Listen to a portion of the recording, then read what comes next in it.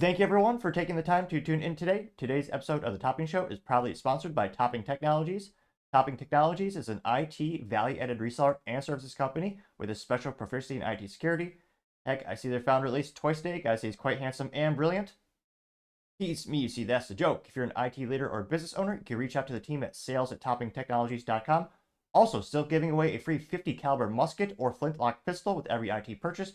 Go to toppingtechnologies.com to learn more. Lastly, trying to get to 4,000 subscribers by the end of the month. So if you could click that button and tell your friends, I would greatly appreciate it. Now, going over to the business part of the podcast, you have Saks to buy Neiman Marcus for $2.65 billion with some tech friends chipping in.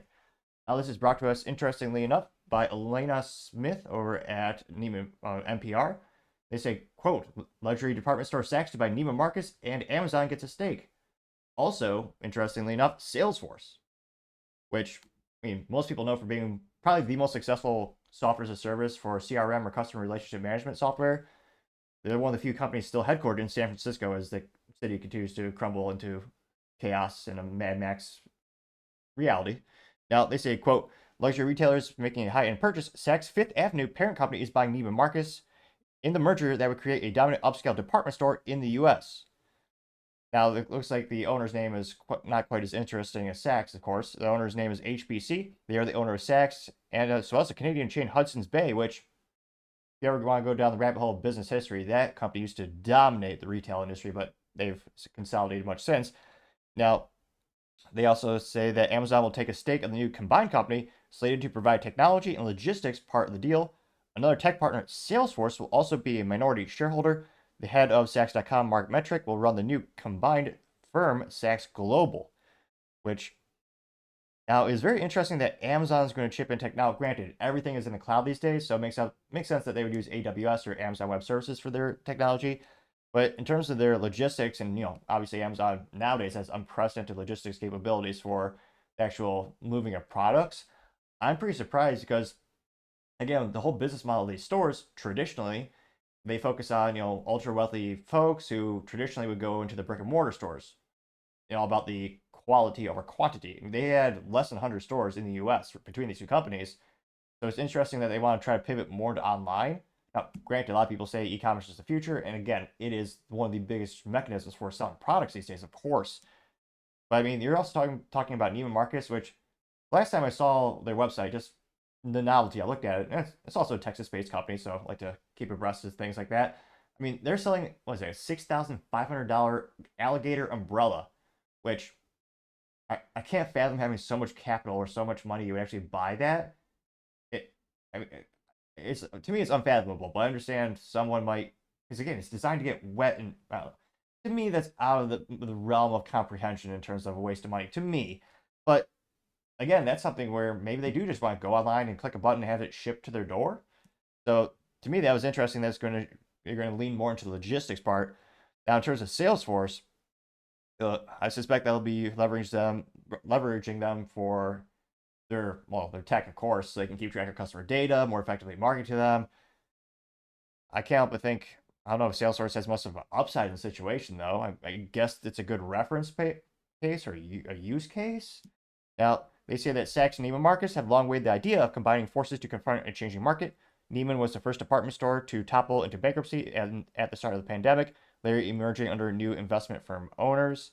Both chains are facing pressure, particularly from luxury brands that are increasingly flexing their muscles over department stores, connecting with shoppers directly, and opening other retail locations. HBC CEO Richard Baker said, quote, for years, many in the industry have anticipated this transaction. This is an exciting time in luxury retail, with technological advancements creating new opportunities to redefine the customer experience. They also have a plan that they will use artificial intelligence to create personalized shopping experience online and in stores. Interesting. They say that, here we go. The merger is likely to face tough scrutiny from the federal regulators who recently sued to block several high-profile deals between market leaders. That includes mergers of top grocery chains Kroger and Albertsons, as well as another luxury merger, Tapestry, which owns Coach, Katie Spade Bags. They wanted to buy Capri Holdings, which owns Versace and Michael Kors. Not the beer, just to specify, it's not that Kors. Now, they also note that Again, in this case, I don't know if government's really going to care because, again, look at the footprint of these locations. They say Saks Fifth Avenue has 39 stores across North America, plus numerous off-price stores called Saks Fifth Avenue. Neiman Marcus has 36 stores plus 2 Berghoff Goodman locations. So pretty small footprint, relatively speaking, for retail. Now, granted, with grocery stores, I think with that, there's much less competition in general, and that impacts a lot of people. In terms of this much more niche market, again, I'm not a gambling man by any means. It would be interesting to see if the government tries to shoot it down or block it. But yeah, you have these more and more people shifting their buying preferences. Again, I mean, to me, these companies have been the butt of a lot of jokes for selling, overly priced, expensive products, which again are appreciated by some folks, and they do use higher quality materials. So I can appreciate some of that stuff. However, with consumer preferences changing more and more, could they I mean, they've gone bankrupt once already for Neiman Marcus specifically, and after that bankruptcy, they said that I think they said their average customer profile, they were starting to shift even more upscale to be like, they wanted their medium salary or someone who shopped there to be like 1.2 million or higher. But it'll be interesting to see how they evolve. I mean, trying to think I think I went to the store once to look at a candle, just the novelty of it. But let me know in the comments. When's the last time you actually shopped there? Do you know anyone who shops there? And do you think they will be around for years to come? Or do you think consumer preferences might shift so dramatically they both go bankrupt in a couple years? Let me know in the comments. As always, be fascinated to hear what you have to say. Thank you, everyone, for taking the time to tune in. Again, trying to get to 4,000 subscribers by the end of the month. So if you could click that button, I would greatly appreciate it.